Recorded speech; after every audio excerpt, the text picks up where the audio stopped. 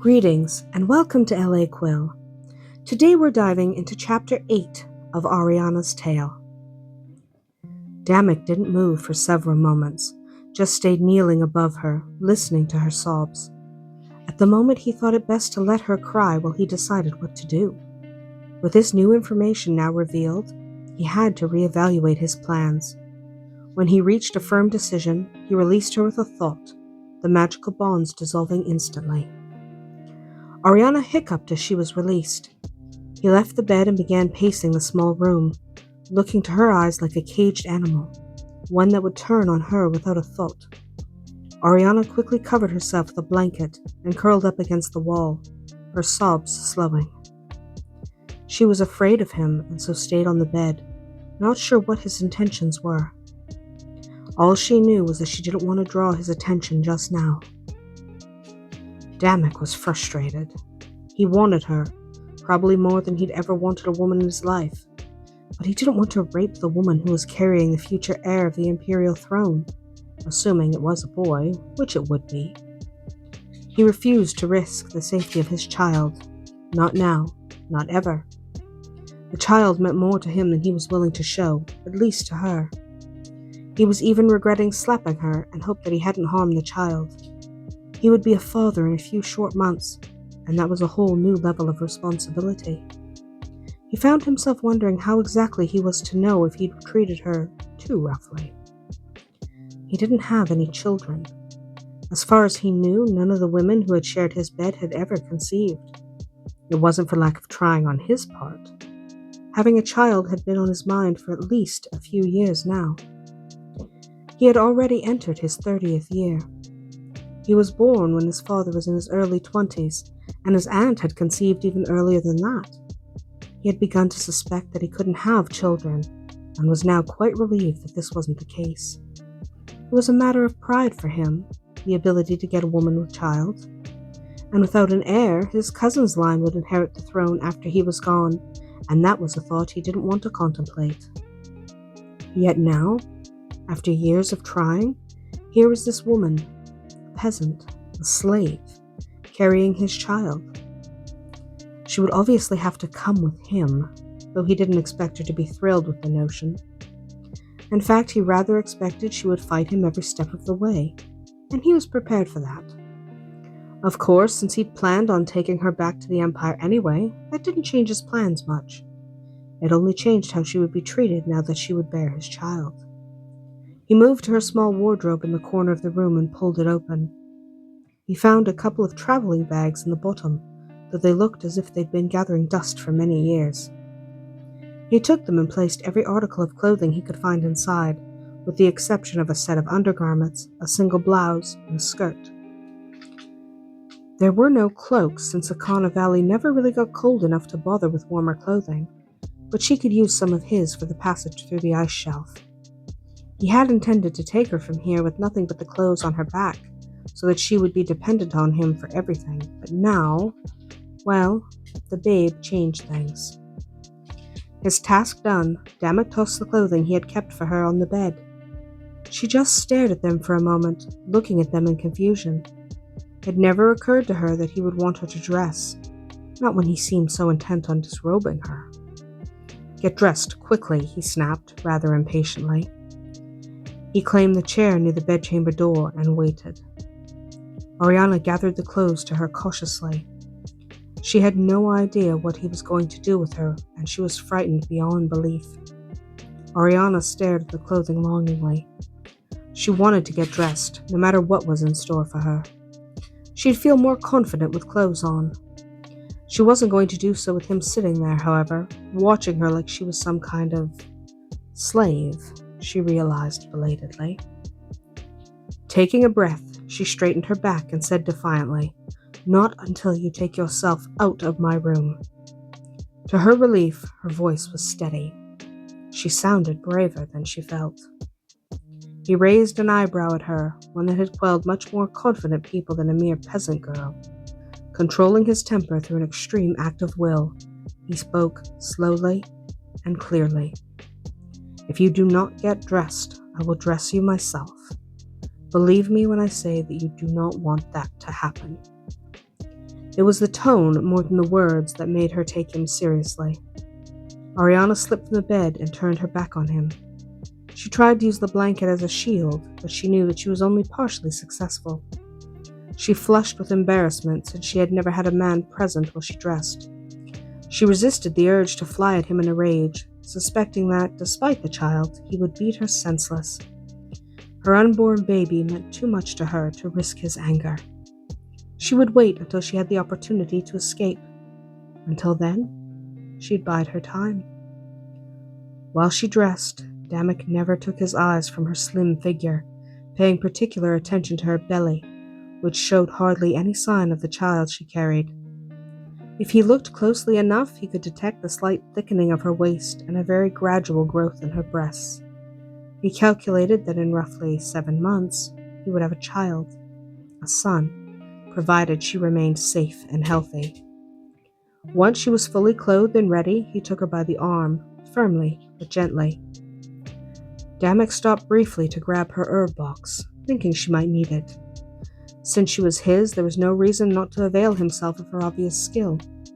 She might think she was not much of a healer, but he knew differently. And if she was going to play the healer, she needed her supplies. He took her to his horse, and despite her protests, managed to get her seated side saddle fashion near the pommel of his saddle. He then stored her bags and herb box with his own gear. She tried to slide off the horse twice, but was unable to escape him before he mounted behind her. He set off towards the village, saying not a word, determination in his every move. When Arianna saw the state of her precious little village, tears welled up in her eyes and slowly spilled down her cheeks. She had to choke back her sobs, which only gave her a headache. Every building had been burned to the ground, leaving only charred frames. Some of the braver men lay dead in the streets. She could see the rest of the villagers were prepared for transport, obviously as slaves.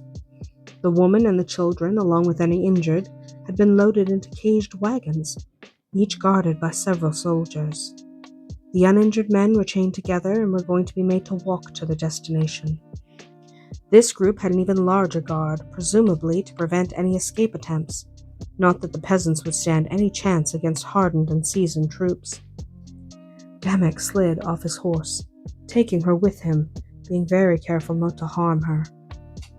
One of the men approached them on foot, a falcon emblazoned on his chest. It was the symbol of the Abatal Empire, which didn't shock Arianna at all.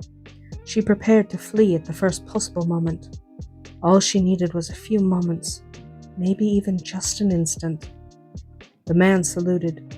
"Prince Damek," Commander Myron said briskly. "We are ready to depart at your command." Though he knew that the next order would be to move the slave train, he still waited. Arianna's eyes widened. At least she knew his name now. But Prince Damek? Obviously, they were from across the mountains of Malara, which meant he was a prince of the Abatal Empire. That didn't bode well for her, and her fear increased tenfold. If her captor was a prince, what chance did she have of gaining any sympathy from these men? The prince moved closer to Myron to discuss their route back to the ice shelf. They should move quickly, but since the Republic didn't garrison most of its towns, they weren't facing major resistance except from the single outpost Benaria, which they had already dealt with on their way here. They had left few survivors at the small outpost, and knew they could make good time until they reached the ice shelf. Unfortunately, there was no hurrying through the ice shelf itself. Still, they should be well ahead of any armed force sent from Sitha, if any was sent at all. No one wanted a real confrontation with the Republic today. Arianna was still standing by the horse, trying to decide how exactly she was going to get away. She considered for a moment trying to mount the large stallion and ride, getting as far as she could on Prince Damek's impressive horse. She dismissed that thought almost as soon as she had it. She didn't know how to ride, and the horse was probably too well trained for that to work anyway. She wasn't really willing to kill herself and her child in an escape attempt. That left her with only one option. While his back was turned, she picked up her skirts and ran for the trees at the edge of the village, hoping to evade him in the thick underbrush. A faint hope, but she had to try. She owed it to herself and to her baby. She was determined to give her child a chance, and this was the only way she knew to do that. Demek was after her immediately, having heard her move. She could hear his footfalls gaining on her. He grabbed her long golden braid before she managed a dozen steps and dragged her back to him. He wound her thick braid around his wrist and forced her to face him. He was definitely not pleased with her. "Most people don't have the courage to try to run from me," he said silkily, his voice very soft. Removing the rope he carried at his waist, he quickly spun her around and held her to him. He tied her wrists tightly together in front of her. "Rest assured, I will not allow you to escape." Those words were said into her ear, and they felt almost like a caress against her skin. He attached the end of the rope securely to the pommel of his saddle. His warhorse would only respond to him, and the knots were too tight for a mere girl to untie, so there was no hope of her leaving. He knew this, and he felt confident that she could not escape him as long as she was bound to his loyal mount. Satisfied that she was properly restrained, he held her close to him, not yet placing her upon Spyro's back. She didn't need to be on the horse longer than necessary. Arianna was too terrified at this point to move or to speak, and was once again determined not to draw his attention. Besides all her previous fears, now she had to dwell on the possibility that if she fell from the horse, she couldn't even save herself, hands tied as they were. If she fell, she'd probably lose the baby. She sniffled at the thought, and fresh tears flowed down her cheeks. Demek issued an order to the man who had moved up beside him, all the while rubbing Arianna's back in an attempt to calm her. The stress couldn't be healthy for either her or the baby. He would do whatever he could to see that she reached the Empire safely. He turned his attention back to Myron for a moment. "We leave now, Commander. Select a small group of men to accompany me, while you remain with the slave train." He had no intention of moving at the same pace as the wagons. He wanted to be home with his new slave as soon as possible, and that meant leaving the slave train behind. He didn't want Arianna on the road for one day longer than necessary. Myron had to protest this order, which was unusual for him. One of his responsibilities was to ensure the safety of his prince, and this was not safe. "Sire, is that wise? If we stayed together—" "No," Demek interjected, his decision already made. "I wish to return to Crown City immediately. The slave train will be too slow. A small group will be able to slip past any patrols we might encounter, though I do not expect that to be a problem.